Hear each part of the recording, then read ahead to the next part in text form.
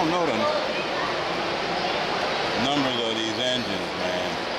They all look alike to me. Mike, if you could help me out trying to figure out between a ES44 and one of these things, I can't tell. I'm looking at the cooling intakes on top. Now see, this is a little different.